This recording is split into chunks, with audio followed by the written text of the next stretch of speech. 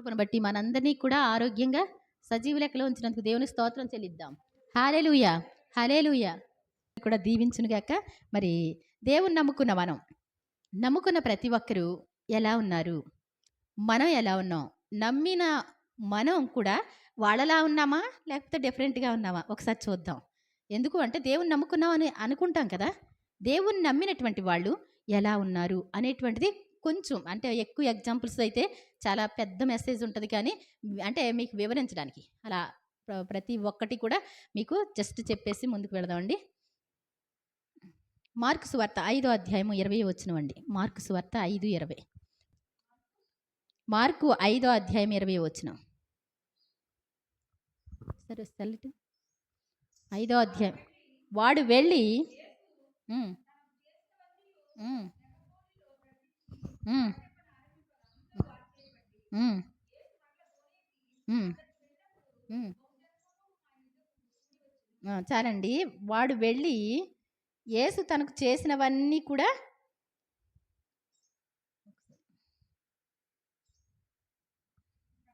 హ్మ్. ఒకసారి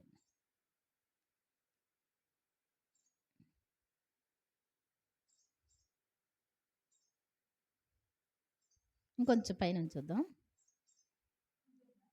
18 నుంచి. హ్మ్. హ్మ్. ఏంటంటండి? దెయ్యములు పట్టినటువంటి వాడు. ఇది ఏంటంటే హిస్టరీ మీకు సింపుల్‌గా చెప్తున్నాను. గెరాసేనుల దేశానికి ఆయన వెళ్ళడం జరిగింది. మరి 5 రొట్టెలు, 2 చేపలను ఆయన పంచిపెట్టిన తర్వాత ఏవండీ వాళ్ళందరూ బాగా అలిసిపోయిన తర్వాత శిష్యులందరూ కూడా అలిసిపోయారంట. అందరికి ఏవండీ అక్కడ మరి ఇంచుమించు స్త్రీలు, పిల్లలు కాక 5,000 మంది పురుషులు అన్నారు. అప్పుడు సపోజ్ 20,000 మంది ఉంటారు. 20,000 మందికి భోజనాలు పెట్టాలంటే ఎలా ఉంటదండి? ఏవండీ? రొట్టెలు, చేపలు. అయ్యైనా పంచిపెట్టడం 20,000 మందికి పెడితే ఎలా ఉంటది? యేసుప్రభువారు చూసి, మరి మీరు వెళ్లి కాసేపు రెస్ట్ తీసుకోండి అని చెప్పి ఆయన ధోని ఎక్కి అద్దరికి వెళ్ళి, వెంటనే అలా దిగి గెరాసినుల ప్రాంతానికి వచ్చి అక్కడ మరి దెయ్యాలు పట్టినవాడు కేకలు వేస్తా ఎదుర్కొంటా వచ్చారంటండి. వచ్చినప్పుడు వాడిని మరి స్వస్థపరచడం జరిగింది. సర్వోన్నతుడైన దేవుని కుమారుడా నాతో నీకేమి కాలము రాకమునుపే మమ్మల్ని ఇబ్బంది పెడతావా అని చెప్పాడు వాడు. వాడు ఎలా ఉన్నాడంటండి? తను తాను గాయపరుచుకునేవాడు. ఏవండి? తను తానే కొట్టుకునేవాడు. ఎటువంటి సంకెళ్ళు వేసినా వాటన్నిటిని ఏం చేసేవాడంట? ఇలా వెంటనే తెంపేసేవాడంట. మరి దెయ్యాలు ఒకటి కాదండి తనలో ఉన్నది. తనలో ఉన్న దెయ్యాలు చాలా. శ్యాన అంటే నీ పేరేమి అని అడిగితే శ్యాన అన్నాడు కదా! అంటే ఏంటి? చాలా అనమాట అండి. ఇంచుమించు 2,000 పందులే చచ్చిపోయినాయి. వాడు కోరుకున్నాడు. మరి వాడు దెయ్యాలు కోరుకున్నాయి. ఏమన్నాయండి?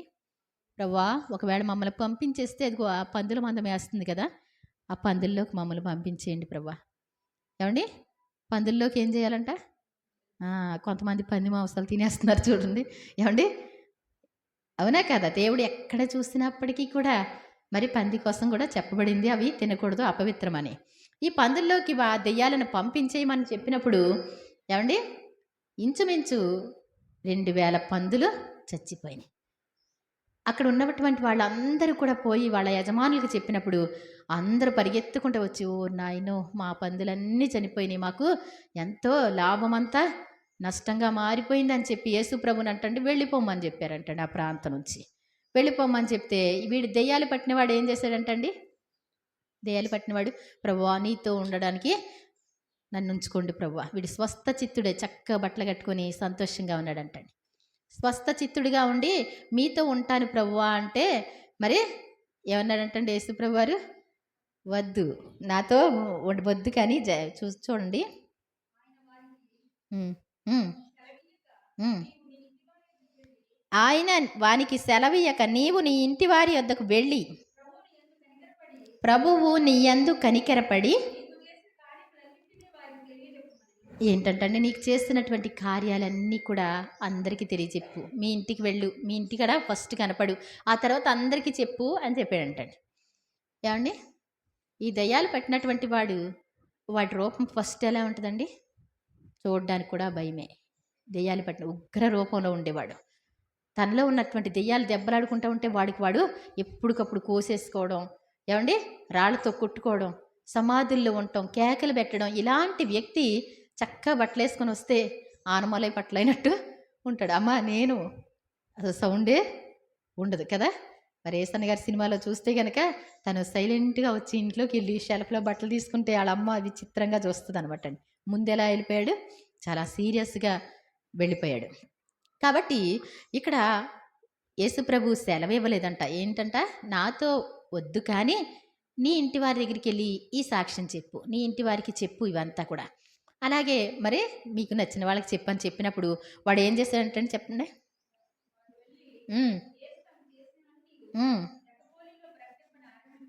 దెక్కపోలిలో ప్రకటింపని ఆరంభింపగా అంటే 10 పట్టణాలు అంటండి దెక్కపోలి అంటే. ఏమండి మన జీవితంలో అద్భుతాలు ఎప్పుడైనా జరిగినాయా మనకి? ఏమండి ఆశ్చర్యకార్యాలు ఎప్పుడైనా జరిగినాయా మనకి? దేవుడు ఏమైనా చేశారా మనకి? నిలబడి సాక్ష్యం చెప్పడానికి కూడా కొంచెం కష్టంగానే ఉంటుంది. మన ప్రక్కన వాళ్ళకి చెప్పడానికి కష్టంగా ఉంటుంది, మన బంధువులకి చెప్పడానికి కష్టంగా ఉంటుంది, మన తల్లిదండ్రులకి చెప్పడం కష్టంగా ఉంటుంది. కానీ దెయ్యాలు పట్టిన వాడు వెళ్ళి దెక్కపోలిలో ఏమండి నీ ఇంటి వారికి పక్కన వాళ్ళకని చెప్పేసి కూర్చున్నాడండి. మనం ఇంటి వాళ్ళకి చెప్తామా? ఏమండి ఇంటి వాళ్ళకి చెప్తారా? ఏమండి అవునా కదా? గుర్తుపెట్టుకోవాలి ప్రతి ఒక్కటే. దెయ్యాలు పట్టినవాడు ఎలా అని చెప్పాడు, ఇంటి వారు అందరికి చెప్పాడు. మమ్మల్ని రక్షించాడు దేవుడు, ఆ నరక శిక్ష నుంచి తప్పించడానికి మా యందు కనికరించాడు దేవుడు అని ప్రతి ఒక్కరికి చెప్పగలిగినటువంటి ఆ యొక్క సంతోషం అనేటువంటిది నీ జీవితంలో ఉంటే దేవుని ద్వారా ఎన్ని మేళ్ళు పొందుకోలేదా? మేళ్ళు ఆశీర్వాదాలు పొందుకోలేదా? అసలు చెప్తున్నావా సాక్ష్యం ఎవరికైనా? యేసు ప్రభుని నమ్ముకొని, అంటే దెయ్యాలు పట్టినవాడు కదండి. ఏమండి దెయ్యాలు పట్టినవాడు దెయ్యాలు వదిలిపెట్టి కాబట్టి బాగుపడ్డాడు అనుకుందాం, తర్వాత కూడా చూద్దామండి. ఒకవేళ మరి మనకి ఇంకా బాగా జరగలేదు అనుకుంటే కనుక చూద్దాం. కాబట్టి వాడు దెక్కపోలిలో ప్రకటింపని ఆరంభిస్తే అక్కడ అందరూ కూడా ఏమయ్యారంటండి? ఆశ్చర్యపడ్డారంట. మరి నిజంగా మన సాక్షి విని ఆశ్చర్యపడ్డమే కాదు కానీ తర్వాత కొంచెం తర్వాత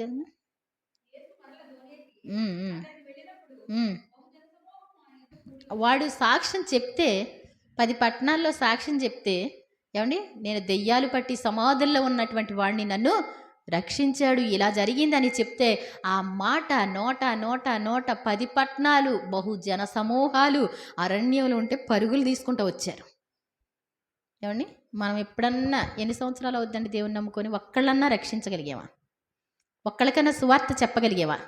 బస్సులో కూర్చున్నప్పుడు ఏం చేస్తారండి? నిద్రపోతే హాయిగా ఉంటుంది, లేకపోతే సెల్ చూసుకుంటూ ఉంటే హాయిగా ఉంటుంది. పక్కన వాళ్ళు దేవుని కోసం మాట్లాడుతున్నా కొంతమంది మంచి వాళ్ళు ఉంటారండి. వాళ్ళు ఎలా అంటే చిన్ని బొట్టు వేళ్ళు కూడా పెట్టుకుంటారు, ఎందుకంటే క్రైస్తవులు అనుకుంటారేమో. వాళ్ళకి చెప్పేదేమో కానీ ఏంటంటండి క్రైస్తవులు అనుకోకూడదని చెప్పి చిన్న బొట్టు వేళ్ళు కూడా పెట్టుకుంటే వాళ్ళ లెక్కలో మనం ఉండమన్నమాట. అంతేనండి, దేవునికి ప్రత్యేకంగా ఉండకూడదు అనేటువంటి వాళ్ళు కూడా ఉన్నారు. కాబట్టి ఏంటంటే మనం ఎక్కడ చూసినా ఎప్పుడు సువార్త అందిద్దామా, ఎవరిని రక్షిద్దామా అనేటువంటిది నీకు కావాలి. దేవుని సువార్త అందించలేనటువంటి వాళ్ళు పనికొస్తారండి? దేనికండి వాళ్ళ ద్వారా దేవునికి లాభం? మీకు ఒక పొలం ఉందనుకోండి, ఏమండి మీ పొలానికి ఎవరినైనా పని వాళ్ళని తీసుకొచ్చారనుకోండి, చక్కగా చేసేవాళ్ళందరినీ చూస్తా కూర్చొని మాట్లాడుకుంటా, కొంతమంది అయితే ఇంకా కొంచెం చెడగొట్టేవాళ్ళుగా కూడా, ఏమండి మేసేగాడిదని కూసేగాడిది చెడగొట్టింది అంటారు. అలా ఉంటే దేవునికి ఇష్టం ఉంటుందా? యేసు ప్రభుని నమ్ముకున్న మనం ఏమండి మనకు చేసినటువంటి కార్యాలు చూడండి అని చెప్తే దేవుడు ఎంతో సంతోషపడతాడు. మనం ముందు వారంలో చెప్పుకున్నామండి, 10 మంది కుష్ఠరోగులు శుద్ధులైరి కారా ఆ తంబండురు ఎక్కడ? ఏమండి 10 మంది కుష్ఠరోగులు శుద్ధులైతే ఒక్కడు దేవుని కనపరచడానికి వచ్చాడు. మరి ఇక్కడ సాక్ష్యం చెప్పడానికి ప్రభువా మీతో పాటే ఉండిపోతానంటే, నాతో పాటు వద్దు నువ్వు వెళ్ళిపో అంటే, వాడు వెళ్ళడం మంచిదైందా యేసు ప్రభుతో ఉండడం మంచిదైందండి? వెళ్ళడం మంచిదైంది. వెళ్ళాడు వాడు, ఏమండి ఇంకేమాత్రం ఆగే సెక్షన్ లేదండి, పరుగుల మీద సువార్త ప్రకటిస్తున్నాడు. ఏమండి మీకేమిస్తే సువార్త ప్రకటిస్తారు? వెండి ఇస్తే ప్రకటిస్తారా? బంగారం ఇస్తే ప్రకటిస్తారా? రోగం ఇస్తే తగ్గిస్తే ప్రకటిస్తారా? దేని వలన మీరు? యేసుప్రభు వారు ఒక సందర్భంలో అంటారు, అద్భుతాలు ఆశ్చర్యకార్యాలన్నీ జరగడం చూసి అందరూ కూడా ప్రశాంతంగా ఇలాగే కూర్చొని ఉన్నారంటండి. ఏమండి? అలాగే ఉంటే యేసుప్రభు వారు చెప్పిన మాట ఏంటంటే, వాళ్ళందరిని చూసి ఈ తరము వారిని దేనితో పోల్చుదును? ఏంటంటండి? ఈ తరం వాళ్ళని దేనితో పోల్చుతాను? పిల్లన గ్రోవి ఊదితిమి గాని మీరు నాట్యమాడ రైతిరి, ప్రలాపించితిమి గాని రొమ్ము కొట్టుకొన రైతిరని చెప్పి ఏమండి పిలుపులాటలాడుకొని పిల్లకాయలను పోలి ఉన్నారు. యేసుప్రభు పరలోకం నుండి వచ్చి అద్భుతాలు ఆశ్చర్యకార్యాలు జరిగిస్తూ ఉంటే, చనిపోయిన వాళ్ళు లేస్తూ ఉంటే, రోగులు శుద్ధులవుతూ ఉంటే, రక్తస్రావం కలిగినటువంటి వాళ్ళు ఏమండి అప్పటికప్పుడు స్వస్థపరచబడతా ఉంటే, యాయిరు కుమార్తె స్వస్థపరచబడితే ఇంతేనా ఇంతేనా అంతేనండి. పలానా వాళ్ళ అమ్మాయి అండి చనిపోయిందే బ్రతికిందండి. ఏంటంటండి? అందుట్లో ఏముందండి విశేషం? ఏమండి? ఏమీ లేదా విశేషం? యేసుప్రభు దగ్గరికి వచ్చి నిన్ను నమ్మునట్లు మాకు ఏ నిదర్శనం చూపిస్తావు, ఏ సూచక్రియ చూపిస్తావు? ఏమండి? అసలు నీవు దేవుడు అనడానికి నీవు ఏ సూచక్రియ చూపిస్తావు? లోకం పుట్టింది మొదలుకొని ఎప్పుడు జరగనటువంటి కార్యాలు మీ మధ్య నెరవేరుతున్నాయి అని యేసుప్రభు చెప్పారు. దేవుని స్తోత్రం చెప్దాం. ఏమండి? చూచిన మీ కన్నులు ధన్యమైనవి. అనేక మంది ప్రవక్తలు కూడా చూడాలనుకున్నారు, చూడలేకపోయారు. చూచి నమ్మిన వారికంటే చూడక నమ్మిన వారు ధన్యులు. ఇప్పుడు మీరు వింటున్నారు, ఏమండి? మనం చూడలేదు కానీ చూసినట్టుగానే నమ్ముతున్నాం, మనం ఎంతో ధన్యులు. కానీ మనం మనస్సాక్ష్యం ద్వారా ఏమండి నీ వేళ్ళ మీద చూపించు. ఎంతమందిని తీసుకొచ్చాను దేవుని సన్నిధికి. నేను చెప్పానండి, సాక్ష్యం చెప్పాను నా జీవితంలో. వాళ్ళకి సాక్ష్యం చెప్పినప్పుడు వాళ్ళు దేవుని నమ్ముకున్నారని చెప్పండి. ఒకసారి మీకు మీరు ప్రశ్న వేసుకోండి. ఇక్కడ చెప్పడానికైతే సమయాలు ఉండవు, కానీ నీ మనసుతో చెప్పుకో. నీకు దేవుడు ఏ ఏ కార్యాలు చేశాడో అవన్నీ కూడా ప్రకటిస్తే ఎందుకు రారండి? ఏమండి? నేను నా స్టేటస్లో పెట్టాను సుమలత గారని. వాళ్ళ ఆయన గారు సునీల్ గారు కూడా ఏమండి అక్కడ చనిపోవడం జరిగింది. బాగా ఎత్తైన కొండల మీద సువార్త ప్రకటిస్తారు. అక్కడ బాగా చేతబళ్ళు, ఏమండి మంత్రశక్తులు, క్షుద్ర శక్తులు అన్నీ ఉంటాయి అన్నమాట. అలాంటిది ఇలా చూస్తే మనిషి రక్తం కక్కి చచ్చిపోతారంట అంత ప్రదేశాల్లో. ఏమండి? ఒక సారా కాసుకునే ఆవిడ దగ్గరికి ఆయన వెళ్ళి, ఏమండి ఆవిడ జాకెట్టు ఒకటి వేసుకొని ఒక్క చిన్ని టవల్ ఒకటి కట్టుకొని ఉందంటండి, అంతే. అప్పుడు అన్నాడంట ఆయన, అమ్మ కొంచెం ఏదన్నా పైన వేసుకొని వస్తే నీతో కొంచెం మాట్లాడతాను అని సారా కాస్తుందంట. సరే వేసుకొని వచ్చిందంటండి. మేము యేసు ప్రభుని ప్రకటించడానికి వచ్చామమ్మా. అయితే ఏంటి అని అడుగుతారు కదండి. అలా విందంటండి. విని ఇక్కడ ప్రార్థన పెట్టడానికి ఒప్పుకుంటారా మీరు? ఏమండి? ప్రార్థన పెట్టుకోవడానికి ఒప్పుకుంటారంటే ఒప్పుకుంటే ఏమైందంటండి? ఒప్పుకుందంట, ప్రార్థనలు పెడతా ఉన్నారంట. తన భర్త ఎక్కడికక్కడ కళ్ళల్లో ముక్కుల్లో రక్తం వచ్చి మొత్తం చనిపోవడం జరిగింది. అయినప్పటికీ కూడా వాళ్ళు సువార్త మానలేదంటండి. అమ్మాయి పెద్ద పెద్ద కానుకలు ఇస్తుందంట. ఎక్కడి నుంచి ఇస్తుందో తెలియదు. ఆ ఊరందరూ కూడా వెలేశారంటండి, రంపచోడవరం పక్కన అనమాట. ఏమండి? ఆ చిన్న పిల్ల కూడా ఏమండి ఆ డబ్బులు దాచుకొని ఆ కానుక చేతిలో పెడద్దంట. మాకి CBS ఇక్కడ పెట్టమంటే, ఏమండి పెట్టమంటే ఇక్కడ ఎవరు వస్తారే బాబు అంటే ఏమందంటండి, నేను తీసుకొస్తాను అత్త అని చెప్పి 80 మంది పిల్లల్ని తీసుకొచ్చిందంట. ఏమండి? మనం చెడగొడుతున్నామా తీసుకొస్తున్నామండి? మనం మన ద్వారా దేవుని మందిరానికి ఎవరైనా రావడానికి అభ్యంతరంగా ఉన్నామా తీసుకొస్తున్నాము? మనం ఒకసారి జ్ఞాపకం చేసుకోవాలి. మనల్ని బట్టి ఎవరైనా రావడానికి ఇష్టపడేలా ఉన్నారా, లేకపోతే మనల్ని బట్టి మానేసేలా ఉన్నారా? మనం చెప్తే ఎవరైనా వింటారా, వినరా? ఒకసారి మనల్ని మనం ప్రశ్నించుకుందాం. కాబట్టి వీడు దెయ్యాలు పట్టినటువంటి వాడు ఏమయ్యాడంటే 10 పట్టణాల్లో ప్రకటిస్తే ఆ పట్టణాల వారందరూ కూడా దేవుని వెంబడించడం జరిగింది. అలాగేనండి యోహాను సువార్త 4:28. యోహాను సువార్త మనకు తెలిసినటువంటి విషయం ఇది, ఎప్పుడు కూడా చెప్పుకుంటూ ఉంటాం. ఏమండి? సమరయ స్త్రీ, ఏమండి సమరయులు అంటే యూదులు, అన్యజాతి వాళ్ళు పెళ్లి చేసుకుంటే పుట్టినటువంటి వాళ్ళు.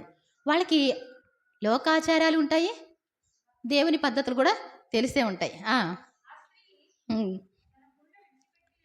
ఆవిడ అంటండి, ప్రొద్దుటే వెళితే జనాలు ఉంటారు, సాయంత్రం వెళితే జనాలు ఉంటారు. వాళ్ళు వెలివేయబడిన వాళ్ళు ఆ నూతిలో నీళ్లు తోడుకోవడానికి వాళ్ళకి అనుమతి లేదు, వాళ్ళని వెలివేస్తారు. అలాంటి పరిస్థితులు ఆవిడ మిట్ట మధ్యాహ్నం ఏం చేసేదంటండి, నీళ్ళకు వచ్చేది. ఆ టైంలో యేసుప్రభు వారు ఆ యాకోబు బావి కాడికి రావడం, అక్కడ కూర్చోవడం, వాళ్ళు శిష్యులు ఆహారం కొని తేవడానికి ఊర్లోకి వెళ్ళడం మనం చూస్తాం.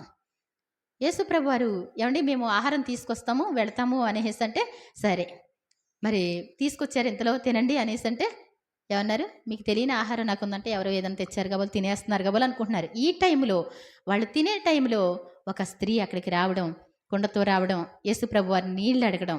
ఏమండి? అమ్మా నాకు దాహానికి ఇస్తావా అని అడిగితే ఆమె ఏమందండి? యూదుడవైన నీవు సమరయ స్త్రీనైన నన్ను దాహానికి ఎలా అడుగుతున్నావు? ఎవరు ఆయన? యూదులు సమరయులతో స్నేహం చేయరు. కానీ యేసుప్రభు వారు చాలా అందంగా ఉంటారు కదండి. యవన కాలంలో ఉన్నటువంటి ఆయన సువార్త ప్రకటించేటప్పుడు 30 సంవత్సరాలు చిల్లరే మంచి అందంగా ఉండి ఆయన వస్త్రధారణ కూడా చాలా బాగుండి ఏమడుగుతున్నారు ఆయన? అమ్మా దాహానికి ఇస్తావా అంటే, యూదుడవైన నీవు సమరయ స్త్రీనైన నన్ను దాహానికి ఎలా అడుగుతున్నావు? ఆయన ఒక్క నిమిషం అలా చూసి, నిన్ను దాహానికి అడిగిన వాడెవడో నీవు ఎరిగి ఉంటే ఆయనే దాహానికి అడుగుతావు. ఆ అర్థం ఏంటి అంటే ఆవిడికి అర్థం అవుతుందండి. ఏమండి? ఆ భక్తి విషయంలో భక్తి కోసం ఎదురు చూస్తూ ఉంది. మెస్సియా వస్తాడని ఎదురు చూస్తూ ఉంది.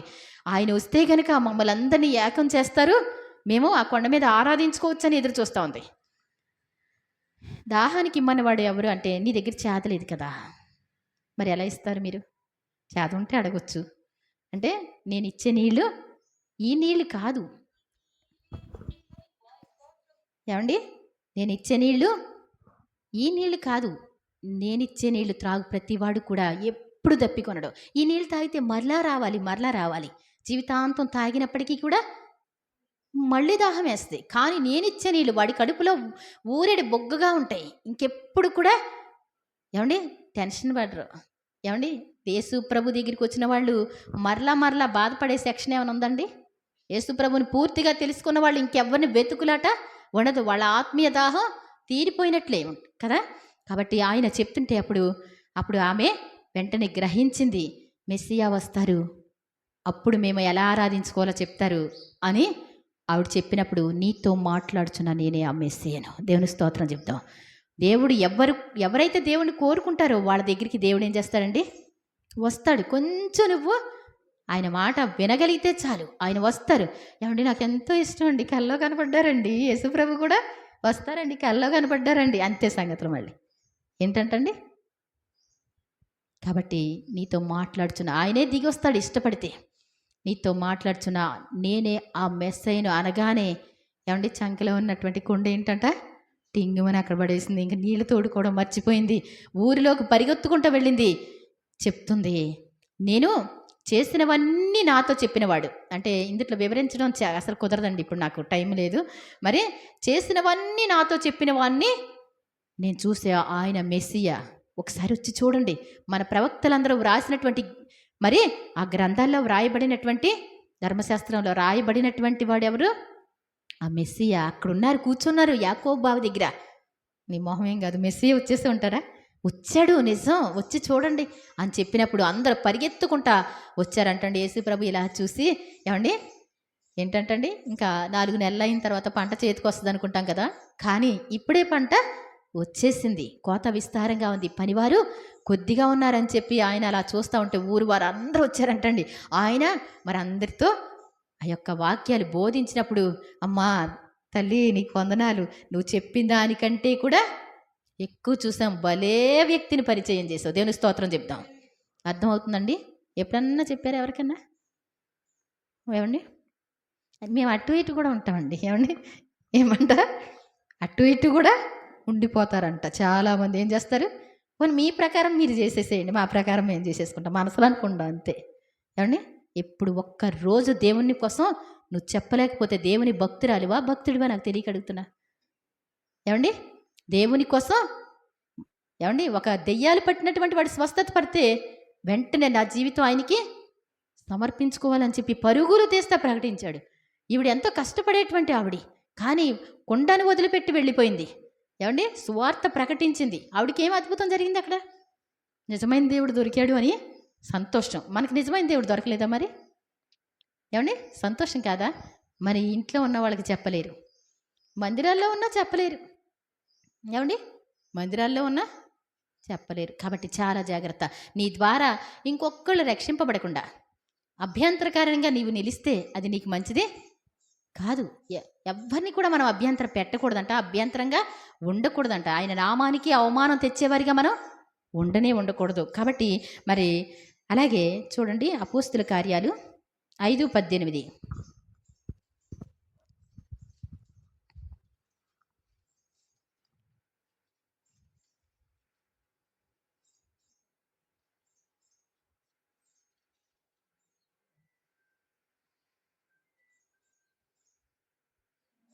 అపోస్తుల కార్యాలు 5:18 అండి. ఉమ్, ఉమ్, ఉమ్, ఉమ్, ఉమ్, ఉమ్, ఉమ్. ఇక్కడ చూడండి అపోస్తులైనటువంటి వాళ్ళు ఆది సంఘం అంటే ఎప్పుడు ఆరంభమైందండి?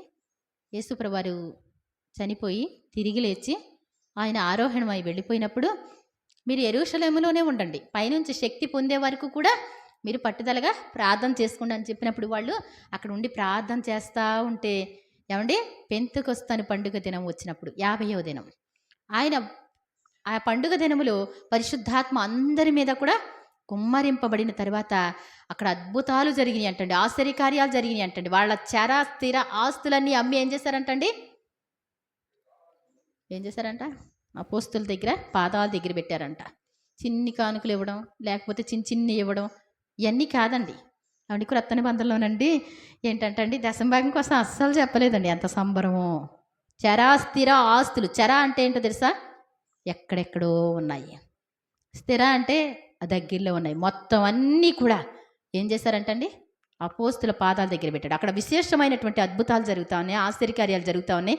ఏమండి, అందరితో పాటు సంతోషంగా మరి అక్కడ అందరూ జాయిన్ అయిపోతూ ఉంటే అననీయ సప్పీరా కూడా ఏమనుకున్నారంటండి? ఏమండి, మనం కూడా మన ఆస్తి అమ్మేసి ఏం చేద్దాం, ఇక్కడ పెట్టేద్దామండి, మనకి ఎలాంటి పరిస్థితులు వస్తాయో తెలియదు కానీ అవసాన కాలంలో చక్కగా వాళ్ళే తీసుకెళ్తారు, సమాధి చేస్తారు, అంతా బాగుంటుందని ఇద్దరు కూడబలుక్కొని వాళ్ళకు వచ్చినటువంటి డౌట్ ఏంటి అంటే తర్వాత ఏమవుతుందో తెలియదు కాబట్టి కొంచెం ఉంచుకుందామండి అంతేనా, మళ్ళీ ఎవరితో అనుకో. ఇద్దరు అలా కూడబలుక్కొని వాళ్ళ ఆస్తి అంతా అమ్మేసి కొంత దాచుకొని కొంత తీసుకొచ్చారంటండి. తీసుకొచ్చినప్పుడు ఏమైందంటండి? కొంత దాచి పరిశుద్ధాత్మతో పేతురు గారు చెప్తున్నారు, కొంత దాచి మీరెందుకు పరిశుద్ధాత్మకు విరోధంగా ఈ పని చేశారు? ఒకళ్ళ తర్వాత ఒకళ్ళు పడి చనిపోవడం, ఏమండి, అయినప్పటికీ కూడా సంఘం మరి కొంతమంది అభ్యంతరపడ్డారంట, కానీ మరి చాలామంది జాయిన్ అవుతూనే ఉన్నారంట. దేవుని స్తోత్రం చెప్దాం. ఇలా జాయిన్ అవుతుంటే అక్కడ ఉన్నటువంటి ప్రధాన యాజకులు, ఆ మందిరంలో ఉన్నటువంటి ఎవరంటండి? ఆ మందిరంలో ఉన్నటువంటి నాకులా బోధ చేసేవాళ్ళు ఏం చేశారంటండి?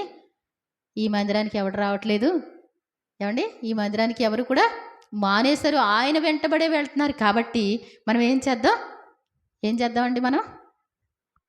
మనం ఏం చేద్దాం? ఇంకా వాళ్ళని పట్టుకొని చెరసాల్లో వేద్దాం. వాళ్ళని పట్టుకొని చెరసాల్లో వేశారంటండి. ప్రభువు దూత ఆ రాత్రి వాళ్ళని బయటికి తీసి ఈ జీవమును గుర్చినటువంటి మాటలు ఆ మందిరంలోకి వెళ్ళండి మీరు. ఏమండి, మందిరంలో ప్రధాన యాజకులు చెప్పారు కదా, ఏమని చెప్పారు? వాళ్ళే చెరసాల్లో వేయించింది. మీరు వెళ్ళి అక్కడ ఏం చేయండి? మందిరంలో ప్రకటించండి ఈ జీవమును గుర్చినటువంటి మాటల కోసం అక్కడ చెప్పండి అంటే వాళ్ళందరి కన్నుల ఎదుట జరిగింది కదండి, అంతా యేసుప్రభు కోసం జరిగింది. యేసుప్రభుని చంపేసింది ఎవరు? వాళ్లే కదా. అందుకోసం నిజంగా వాళ్ళు అక్కడ సాక్ష్యం ఇచ్చారు, అద్భుతాలే జరిగాయి. చెరసాల, ఏమండి, పోలీసు వాళ్ళు కానీ చెరసాల కానీ ఏమండి పెద్ద పెద్ద తాళాలు వేస్తారా? ఎవరికైనా వస్తాయా? ఏమండి, ఎవరి వల్ల కాదు, సెక్యూరిటీ గార్డ్స్ అక్కడే ఉంటారు. కానీ దేవుని దూత ఆ రాత్రి వారిని బయటకు తీసి ఏంటంటండి, దేవాలయంలోకి వెళ్ళి బోధించండి. వాళ్ళు ఎంతో అభ్యంతర పడుతున్నారు కదా, అక్కడికే వెళ్ళి బోధించండి. దేవుని స్తోత్రం చెప్దాం. దేవుని కోసం మనం ఏం చేయాలండి? అక్కడికి వెళ్తే ప్రభువా ఇప్పటికే చెరసాల్లో వేశారు, ఆ మందిరంలోకి వెళ్ళలేం ప్రభువా అన్నారండి. వాళ్ళు వెళ్ళి ప్రకటిస్తుంటే మరి ఈ చెరసాల దగ్గర చాలా గందరగోళం అయింది. అదేంటది, తాళాలేసి తాళాల్లానే ఉన్నాయే, ఏమండి, మనం వేసినటువంటి వాళ్ళు లేరు, ఎక్కడున్నారు అంటే ఏమండి అక్కడ దేవాలయంలో బోధిస్తున్నారండి వాళ్ళు. బాబు వీళ్ళని ఏం చేయాలి? ఏమండి, ఈ నామం కోసం ప్రకటించొద్దని చెప్తుంటే ఏమండి ఏం చేస్తున్నారు వీళ్ళు? ప్రకటిస్తున్నారు. పోని ప్రకటించకూడదని చెప్పి చెరసాల్లో వేస్తే తాళాలే ఉన్నాయి, ఏమండి, తాళాలనే ఉన్నాయి, మనుషులు మాయమైపోయారు.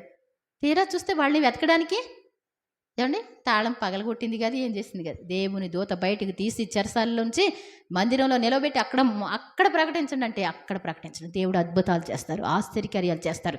నువ్వు ప్రకటించడానికి ఈ నోరు తెరిస్తే దేవుడు నీ నోట ఆయన మాటలు ఉంచుతారు. అనేకులకు రక్షణ భాగ్యం అందుద్ది. ఒక్కళ్ళకు కూడా సువార్త చెప్పలేకపోతే ఇంకెందుకండి? దేవుడు నిన్ను నిలబెట్టుకున్న తర్వాత మీరు మంచి మనం ఏంటి మంచి జామ చెట్టు తెచ్చుకొని వేసామండి. ఇది మనకి సంవత్సరంలో కాయలు వస్తాయి అన్నారనుకోండి. 1 సంవత్సరం అయింది, 2 సంవత్సరాలు అయింది, 3 సంవత్సరాలు అయింది, 4 సంవత్సరాలు అయింది. మీరు ఏం చేస్తారండి? ఏమండి పీకేస్తారా మీరైతే? పాపం ఆయన పేకకుండా ఉంచుతున్నాడు కదా. పేకకుండా ఉంచాడా? ఏమండి కట్ చేయకుండా ఉంచాడా? జాగ్రత్త. ఇప్పుడే గొడ్డలి చెట్ల వేరున ఉంచబడి ఉన్నది, మంచి ఫలములు ఫలింపని ప్రతి చెట్టు నరకబడి అగ్నిలో వేయబడుతుంది. మనకి కాదు పీకడం రావడం, ఆయనకి కూడా వచ్చు. కాబట్టి ఏంటంటే నీవు ఫలించాలి. ఫలించకపోతే ఏమవుతావు? ఏమండి టైం ఆఫ్. ఏమండి ఏంటోనండి ఇప్పుడే మాట్లాడారండి, ఇప్పుడే వెళ్ళిపోయారండి. అంతే, మన కోసం కూడా తర్వాత అలాగే చెప్పుకుంటారు. ఇంక ఈ భూమి మీద నీ ఛాన్స్ అంటూ లేదు, ఈ భూమి మీద నీకు వంతు అంటూ లేదు. కాబట్టి చాలా జాగ్రత్త. బ్రతికున్నప్పుడే దేవుని కోసం కొన్ని ఆత్మల్ని రక్షించగలి, అదొక్కటే దేవుడు ఇష్టపడతాడు. ఆయన సాక్షులుగా ఉండడానికి మాత్రమే ఇష్టపడతాడు అనమాట అండి. ఆ తర్వాత చూస్తే అపోస్తుల కార్యాలు 26-23 నేను రక్షించుకున్నది సాక్ష్యం ఇవ్వడం కోసమే. సాక్ష్యం ఇవ్వకుండా మనకి మనం బ్రతకడం కోసం కాదండి. మన పనులు మనం చేసుకోవచ్చు. భక్తులందరూ కూడా అయినా సాక్షులుగా నిలబడ్డారు.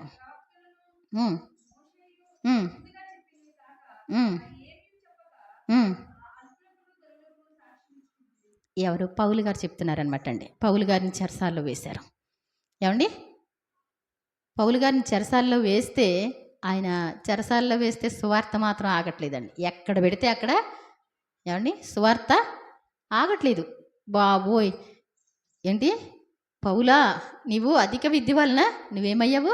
వెర్రివాడు అయిపోయావు. ఎందుకు ఈ మాటలు మాట్లాడుతున్నావు? అధిక విద్య వలన వెర్రివాడిని అవ్వలేదు. ఈ సంగతులన్నీ కూడా మన ప్రాంతంలో మన కన్నుల ఎదుట జరిగినాయి అని చెప్పి అబ్రహాము మొదలుకొని హిస్టరీ అంతా చెప్పుకొస్తున్నాడు. ఏమండి చెప్పుకొస్తే మరి మోషే ప్రవక్తలు చెప్పిన వాటిని వాళ్ళకి అర్థం అవ్వడం కోసం అవే చెప్పుకొచ్చి ఏమండి ఆయన కోసం సాక్ష్యం ఇస్తా ఉన్నాడంటండి. అతడు ఇలాగ సమాధానం చెప్పుకొనిచుండగా పేస్తూ, పౌలా నీ వెర్రివాడవు, అధిక విద్య వల్ల నీకు వెర్రి పట్టిందని గొప్ప శబ్దంతో చెప్తున్నాడు అంటండి. ఏమండి అందుకు పౌలు ఇట్లా నేను మహాఘనత వహించిన పేస్తూ, నేను వెర్రివాడిని కాను గాని ఏంటంటండి సత్యం స్వస్థ బుద్ధి కలిగినటువంటి మాటలు చెప్తున్నా. నువ్వు జాగ్రత్తగా వినాలి. నీ ఇష్టం వచ్చినట్టు నువ్వు వింటే అర్థం అవ్వు. సువార్త కూడా ఎలా వినాలి? ఏమండి పైకి వింటే అర్థం కావండి. హృదయాలు సిద్ధం ఉంటేనే అర్థం అవుతాయి వాక్యాలు, లేకపోతే అర్థం కావు. అవన్నీ పిచ్చి మాటలు అన్నట్టు అనుకుంటున్నాడు. ఈ సత్యము స్వస్థ బుద్ధి కలిగిన మాటలే చెప్తున్నా. నువ్వు సరిగ్గా కొంచెం ఆలోచిస్తే నీకు అర్థం అవుతుంది. మన కన్నుల ఎదుట చంపబడిన యేసు కోసం నేను చెప్పేది.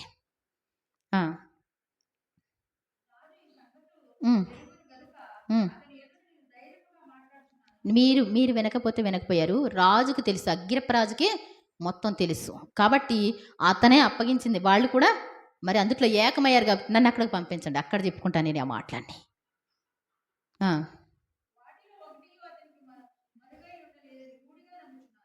అతనికి ఒక్కటి కూడా నేను చెప్పే వాటిలో ఒక్కటి కూడా తెలవకుండా లేవు. నేను చెప్పేవన్నీ ఈ మధ్యలో జరిగినటువంటి విషయాలు. ఇది ఒక మూలన జరిగినటువంటి కార్యం. అసలు యేసు ప్రభు అంటేనే, యేసు నామం అంటేనే చెరసాల, దెబ్బలు ఇలాంటివి అండి. ఏమండి రాజుల దగ్గరికి వెళ్ళి చెప్పగలరు అసలు? ఏమండి మన బ్రతుకు మీద మనం ఆశ పడితే చెప్పలేము. ఏమండి దేవుని ప్రేమించకుండా ఉంటే మనం చెప్పలేము. కానీ దేవుని ప్రేమిస్తే, దేవుని ఆత్మతో ఉంటే మరి దేవుడు ధైర్యం ఇస్తారు. అప్పుడు ఎవ్వరితోనైనా వాళ్ళ ఇంతకీ చెరసాల్లోనే ఉన్నాడు తను. ఏమండి చెరసాల్లో ఉన్న వాళ్ళు రేపొద్దున పీక తీసేయచ్చు. అయినప్పటికీ కూడా భయపడకుండా చెప్తున్నాడు. ఒక మూలన జరిగినటువంటి కార్యం కాదు. అగ్రిప్పరాజా, ఏమండి అగ్రిప్పరాజా, మీరు ఊరుకోండి ఫేస్తు గారు, మీరు ఒకసారి మాట్లాడండి. మీకు అన్నీ తెలుసు కదా, నేను చెప్పేవన్నీ మీకు అర్థమవుతున్నాయి కదా. అగ్రిప్పరాజా, మీరు ప్రవక్తలను నమ్ముచున్నారా? మీరు నమ్ముచున్నారని నాకు తెలుసు. ఆయన ఆన్సర్ ఇవ్వకముందు ఈయన ఇస్తున్నాడు. ఏమండి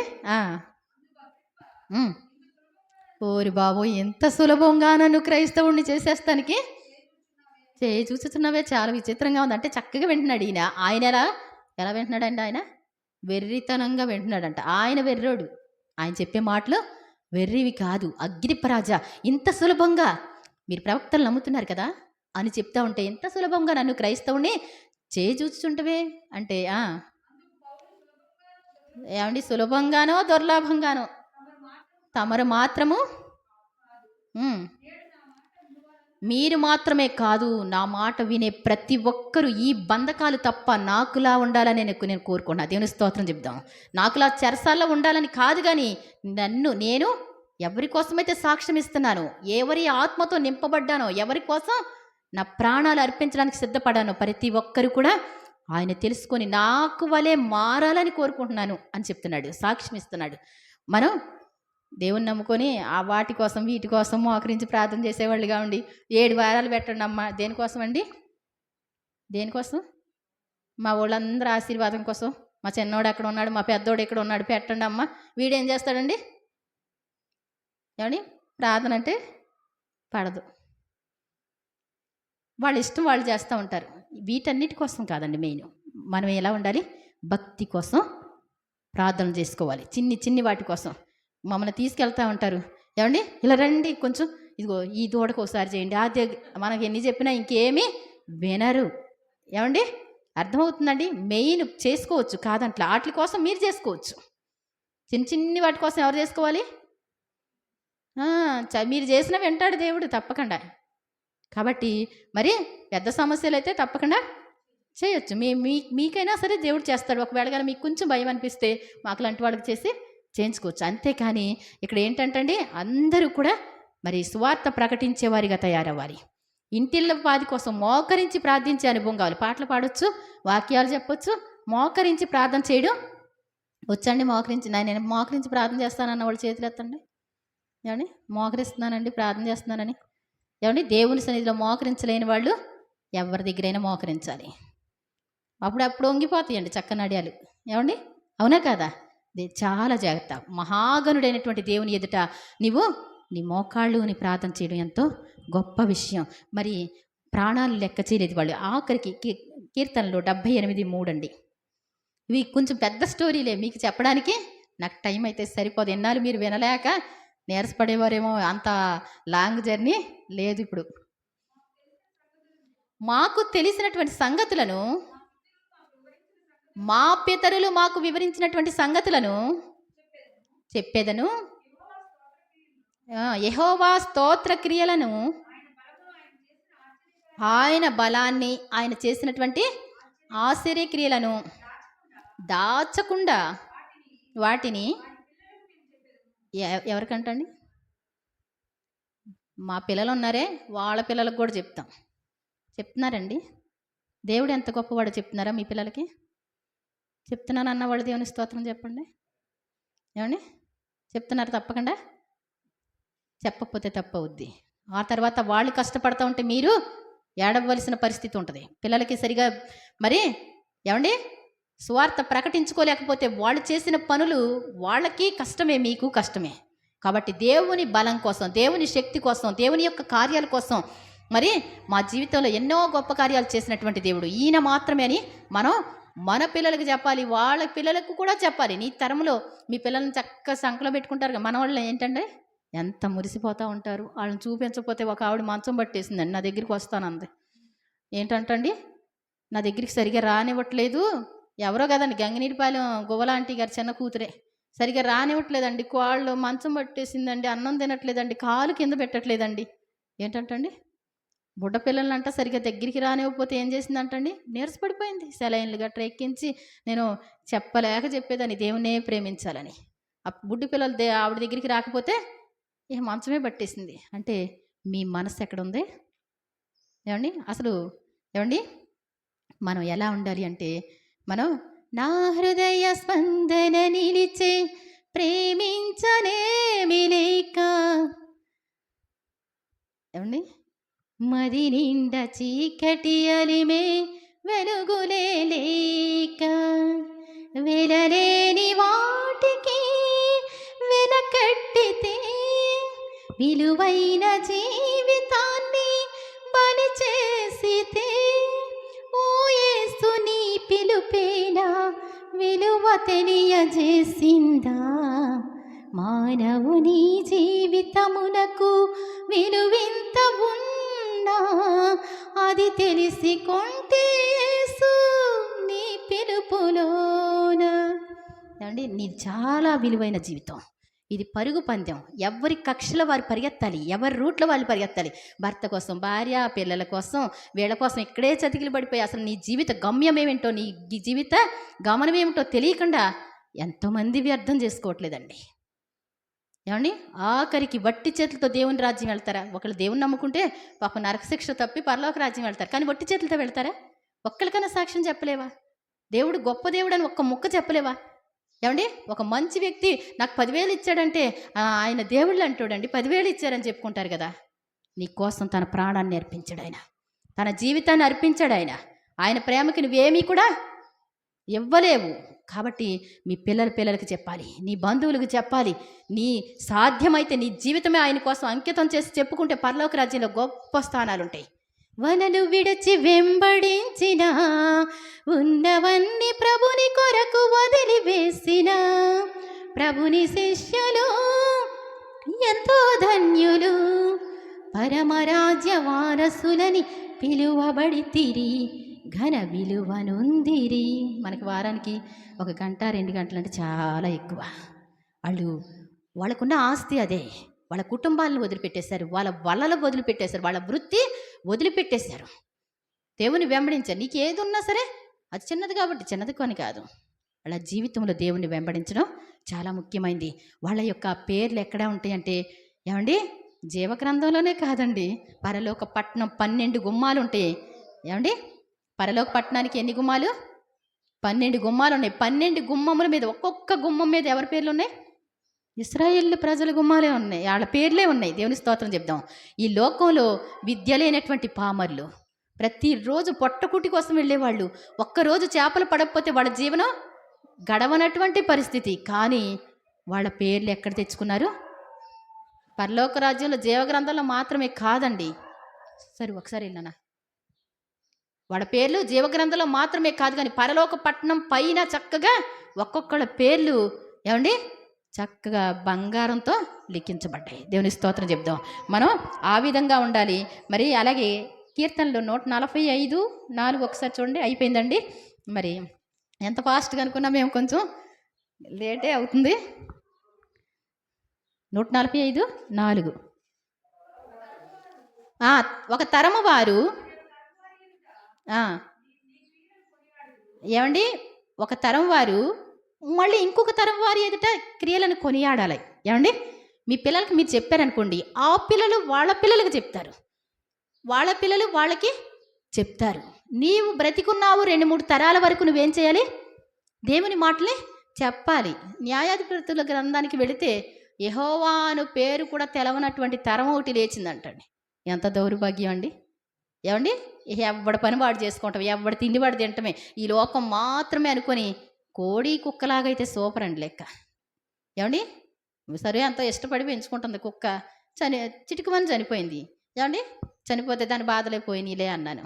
కొంచెం బాధ అనిపిస్తుంది అనుకోండి. ఏమనిపిస్తుంది? మరి చచ్చిపోయిన తర్వాత ఎక్కువ బాధ ఉంటే అయ్యయ్యో అనుకుంటాం కదా. మనం కోడిలాగా కుక్కలాగా కాదు, మనం చనిపోయామంటే అసలైన దానికంటే బాధ ఎక్కువైనా ఉంటుంది.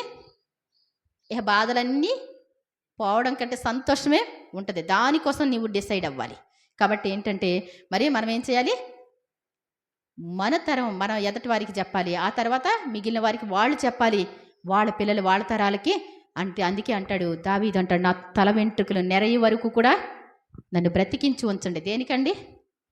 ఎక్కువ కాలం ఎందుకండి? మా మనవాళ్ళు చూడాలండి. చూసి ఏం చేస్తావు? నువ్వు ఏం చేస్తావు? ఏమండి ఏం చేస్తావు చూసి ముద్దులు పెట్టుకొని ఏమండి ఏమి ఒరిగిపోయేది ఏమి ఉండదు. నువ్వు లేకపోయినా ఒకటే ఉన్నావు ఒకటే. వాళ్ళకి ఏమి చచ్చిపోయారంటే బాగా చేశారా రోజు లేదా అది ఒక్కటే చూస్తారు అంతే. అంతకంటే అయ్యో లేకపోతే నేను బ్రతకలేననేటువంటి భార్య కూడా లేదు, అలాంటి భర్త కూడా లేడు. కాదండి నేను చెప్పే సత్యం కదా. చూడండి ఎవరినైనా ఏం చేస్తావమ్మా తప్పదమ్మా తాగు తిను ఏమండి చాలా జాగ్రత్త. నీవు బ్రతికున్నావు అంటే నీ పిల్లలకి వాటిని నేర్పు, మీ మనవరాలకి నేర్పు, నీ ప్రక్కన వారికి నేర్పు. కాబట్టి నిజంగా దేవుని మరి పరిచయం చేయగలిగితే వాళ్ళు ఏమవుతారండి? వాళ్ళు ఏమవుతారు? పరలోక రాజ్య వారసులు అవుతారు. ఈ లోకంలో కూడా గొప్ప దేవుణ్ణి కలిగి ఉండడం ద్వారా వారి జీవితంలో ఎంతో సంతోషం. కాబట్టి మనలో మరి ఈ సాక్ష్యం ఇవ్వలేనటువంటి జీవితాలు అవి క్రైస్తవ జీవితాలు కావు. అన్యులకి మనకి ఏమి మరి అన్యులు సాక్ష్యం ఏమండి మీకు తెలిసిన దేవుడిని అందరికీ ఎందుకు అంది చెప్తారంటారు. యేసు ప్రభు చెప్పమన్నారు, మీరు సర్వలోకానికి వెళ్ళి సర్వ సృష్టికి సువార్త ప్రకటించండి. నమ్మి బాప్తిసం పొందిన వాడు రక్షింపబడును, నమ్మని వానికి శిక్ష విధింపబడద్ది. మీరు సమస్త మనుషుల్ని కూడా శిష్యులుగా చేయండి. శిష్యులు అంటే ఎవరు? యేసు ప్రభు శిష్యులు ఉన్నారు, ప్రాణాలు పెట్టిన వాళ్ళు. అలా తయారు చేయి, అంతేగాని ఏదో సంఘం పెద్దదైపోయి ఏమండి అందరూ కూడా ఇష్టానుసారమైనటువంటి వాళ్ళుగా ఉండి ఎవరి అధికారం వాళ్ళదే, ఎవరి ఇష్టం వాళ్ళదే అలా చేసే సంఘంగా కాదండి. పెద్ద సంఘం అక్కర్లా. ఎలా తయారు చేయాలి? శిష్యులుగా తయారు చేయాలి. మరి ఆ బాధ్యత ఎవరికి? పాస్టర్లకు ఇచ్చాడండి. ఎవరికి ఇచ్చాడు? ఏమండి మీ అందరికి కూడా ఇచ్చాడు. అమ్మా మా పాస్టర్ గారికి ఎంతమంది ఉన్నారో అంతమంది ఉన్నారమ్మా అంటాం కాదండి.